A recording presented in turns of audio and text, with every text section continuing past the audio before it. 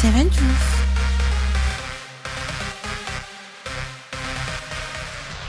Bonsoir chers internautes de Seven Truth TV, très content de vous retrouver ici sur notre plateau Seven Sport. Ça fait longtemps qu'on ne s'est pas vu. On est de retour ici pour parler de l'actualité sportive au niveau national et international.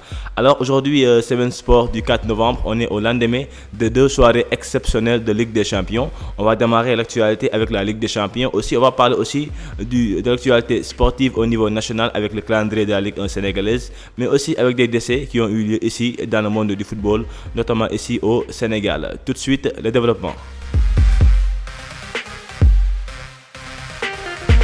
Alors, on a tous vu les résultats de la Ligue des Champions. On joue la 4e journée des matchs de poule. Alors, il y a eu des qualifiés. Le Bayern Munich, la Juventus de Turin, Liverpool et Ajax Amsterdam ont validé leur ticket pour les 8e de finale de la Ligue des Champions. Ce qui n'est pas encore le cas pour le Real Madrid, pour le Barcelone et pour Manchester City. En tout cas, on a vu un Bayern très fort qui a gagné son match 4-1. Donc, un Bayern très fort avec un triplé de Lewandowski, mais aussi une passe décisive du Polonais. En tout cas, de bonnes augures pour espérer gagner le Ballon d'Or qui va être décerné très bientôt. Le Real Madrid lui aussi a gagné 2-1 face à Shakhtar Donetsk.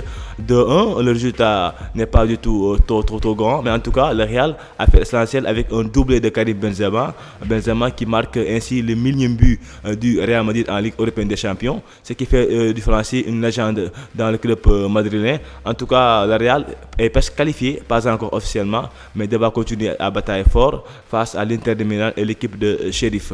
Au Barcelone aussi a fait un match correct en gagnant 1-0, un but d'Ansu Fati, le jeune catalan qui a marqué le but libérateur. Ainsi, le Barça peut espérer se qualifier lors des 2 dernières journées. Il y a aussi la Juve, comme je l'ai dit, qui s'est qualifiée. La Juve aussi a fait l'essentiel, donc a gagné à domicile. Donc il y a aussi Liverpool qui a gagné l'Atlético Madrid sur le score de 2-0 avec un but de Sadio Mané que vous allez voir. Sadio qui a marqué un but vraiment magnifique, de la classe, de la personnalité, l'enfant de Bambali. Donc continue à maintenir sa forme. On rappelle qu'il n'avait pas eu l'opportunité de marquer des buts face à l'Atlético Madrid.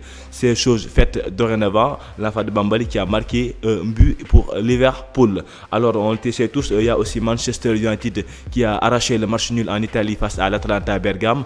Grâce à qui? Grâce à monsieur Cristiano Ronaldo, monsieur Ligue des Champions, qui a mis un doublé face à cette équipe italienne. On rappelle que Manchester était catastrophique, notamment en défense avec Maguire, le capitaine, qui a vraiment été dépassé sur toute la lignée. En tout cas, Cristiano Ronaldo sauve encore une fois Manchester United et son coach norvégien. En tout cas, est-ce que ce sauvetage continuera à exister? On en doute beaucoup parce qu'on rappelle que dès samedi, Manchester United joue le derby face à Manchester City. Donc, ce qui veut dire que vraiment face à Pep Guardiola, l'équipe de Manchester United doit encore faire beaucoup d'efforts pour espérer gagner ce derby tant attendu en Angleterre.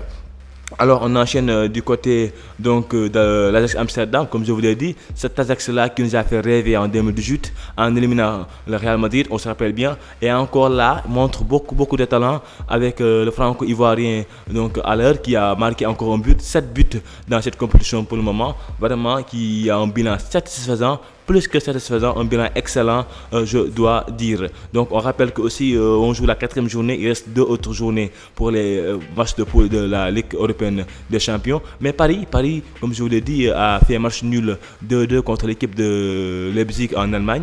Paris, ça va pas trop dans le jeu. Paris gagne, même si c'est un championnat, mais il y a beaucoup d'experts, beaucoup de techniciens du football français qui critiquent le système de jeu du coach Mauricio Pochettino. Même si l'équipe gagne, on dit que Paris, avec ses joueurs de classe mondiale tels que Messi, Neymar, Di Maria, Mbappé, Verratti, doivent produire un jeu beaucoup plus séduisant. Mais en tout cas, Paris ne joue pas bien et gagne souvent. En tout cas, hier, il a fait un match nul avec un Kimpembe vraiment un peu décevant en fin de match, qui a commis ce penalty-là, qui a donné l'égalisation à l'équipe allemande. On rappelle que Mbappé a joué, mais n'a pas marqué. Donc Di Maria qui était là, qui a fait un grand match, n'a pas pu continuer tout le match, il a été remplacé. Donc Neymar a joué un bon match aussi, mais s'il n'était pas là, il était blessé. Donc Paris doit continuer à se battre pour gagner la première place face à Manchester City. Le rendez-vous du 24 novembre à l'Etihad Stadium pour ce match décisif pour la suite de cette poule de la Ligue des Champions. Alors voilà, c'était 2 journées magnifiques avec des buts, des occasions de but. Il n'y a que 4 qualifiés, Bayern, Juve, Liverpool et Ajax Amsterdam. Les autres cadors européens vont devoir attendre les dernières journées pour être édifié. Alors on va en rubrique transfert en parlant d'Antonio Conte, le coach italien qui s'est engagé avec l'équipe de Tottenham en Angleterre. On le sait tous, Tottenham donc qui a changé d'entraîneur. Et bien voilà, maintenant c'est le coach italien qui va prendre en charge cette équipe-là pour 18 mois. Il a signé pour 18 mois pour le club de Tottenham. On rappelle que Conte était en Angleterre il y a quelques années de cela. Il avait gagné la Premier League avec Chelsea et la Coupe d'Angleterre. Il était parti en Italie avec l'Inter de Milan, avec qui il a gagné le championnat italien avant de quitter avec des problèmes avec ses dirigeants, notamment dans le cadre des transferts. Donc l'Inter qui avait vendu ses meilleurs éléments, notamment Lukaku à Chelsea. Donc Conte ne s'était pas vu trop ambitieux avec les dirigeants, donc il a fini par quitter le club italien et maintenant il signe à Tottenham. Tottenham qui croit maintenant à l'italien pour pouvoir changer un peu de dynamique.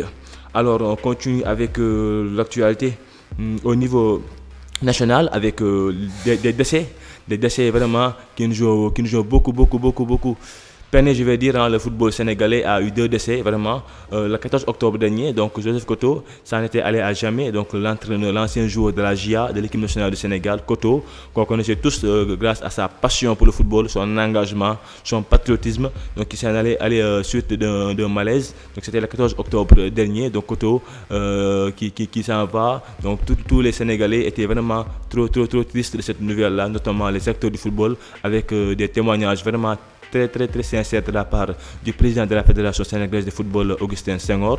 Il y a aussi le décès aussi de notre lion, je vais dire, Abdoulaye Thiam, qui était dans le comité du 12e Gandhi des Lions. C'est ce comité-là qui supporte les Lions partout où ils vont. En tout cas, Abdoulaye Thiam était reconnu pour son engagement, son patriotisme, sa passion aussi pour le football, pour le sport en général. Il est parti lui aussi.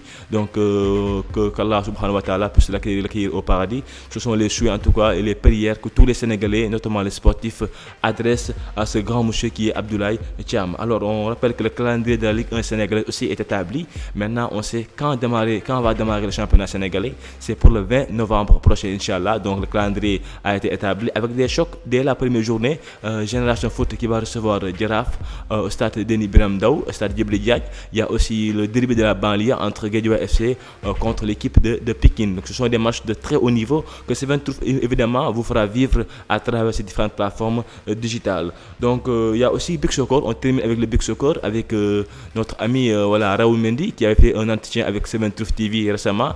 Donc, actuellement il est avec l'équipe nationale du Sénégal en pleine compétition, un tournoi à Dubaï. Donc 2 entrées en matière fracassante, 2 victoires face à l'équipe de Portugal et à celle de l'Espagne. Donc les Lions d'Angala Silla ont assuré 2 victoires consécutives. Espérons que la suite sera encore beaucoup plus favorable. Alors nous sommes à la fin de cette émission sportive où on vous présentait l'actualité sportive au niveau national et international en cette mi-semaine. En tout cas, le rendez-vous continue à travers nos différentes plateformes digitales sur Seven Truth TV. Continuez à vous abonner, à nous suivre à travers nos différentes plateformes digitales. Rendez-vous lundi prochain, Inch'Allah, pour notre numéro avec beaucoup d'autres éléments entre nous et vous. C'est toujours du plaisir, de la passion, de l'envie. Au micro, votre ami Mohamed Fodé Gassama, à la technique Timi la Maestro. Rendez-vous très bientôt, Inch'Allah.